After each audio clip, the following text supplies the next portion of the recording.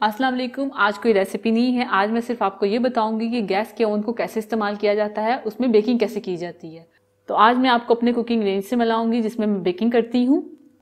तो दो साइड का ओवन है गैस। एक साइड पे हम चीज़ें गर्म कर सकते हैं, जैसे हमने खाना बनाया है तो कोई मेहमान आ रहा है तो हमने उसको गर्म करने के लिए रख देना है, तो बहुत अच्छा गर्म हो जाता है। दूसरी साइड पे हम बेकिंग करते हैं। कुछ लोग होते हैं उनका सिंगल होता है, सिर्फ बेकिंग के लिए होता है, वो भी ऐसे ही होता है जैसे हम इस्तेमाल करते हैं, एक ही चीज़ होती है।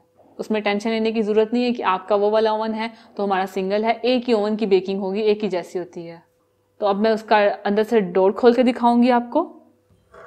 तो ये हमने डोर को खोल दिया। फर्ज करें मैंने आपको कहा है कि केक या पिज़्ज़े को आपने बेक करना है, तो मैं आपको सबसे पहले कहती हूँ कि आप ओवन को प्री हीट कर लें 30-40 मिनट के लिए। तो अब मैं आपको बताऊंगी आपने कब और कैसे करना है ये।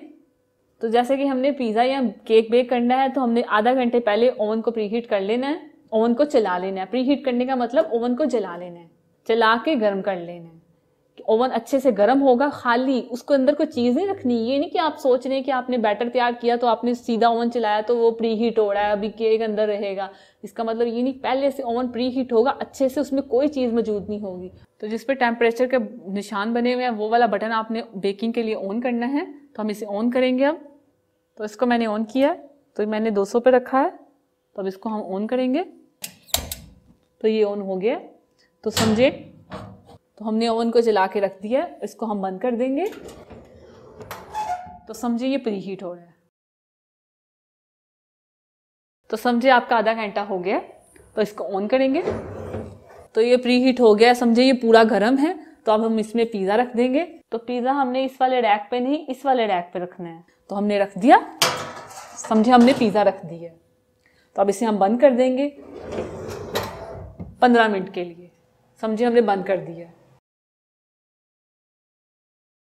तो समझे हमारे 15 मिनट हो गए हैं। तो पिज़्ज़ा फूल गया, पिज़्ज़ा की डो फूल गई है अच्छे से, तो वो बेक हो गया है। अब हमने उसको कलर देना है। तो कलर देने के लिए हमें क्या करना पड़ेगा, तो इसी बटन को हमने घुमा देना है बंद करने के लिए। ये हमने ओवन को बंद कर दिया, बेकिंग वाले हिस्से को हमने बंद कर दिया।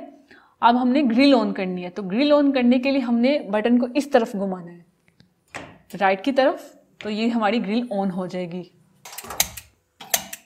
तो ये ग्रिल ऑन हो गई।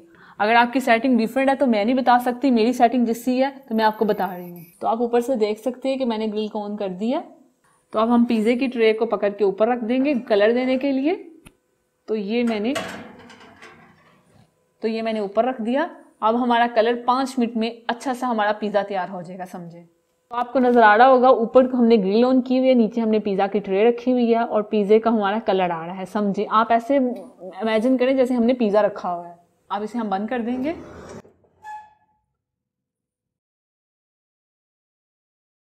तो 5 मिनट हो गए हैं। अब हम ग्रिल को बंद कर देंगे और पिज़्ज़ा को निकाल लेंगे। हमारा मज़े का पिज़्ज़ा तैयार हो जाएगा।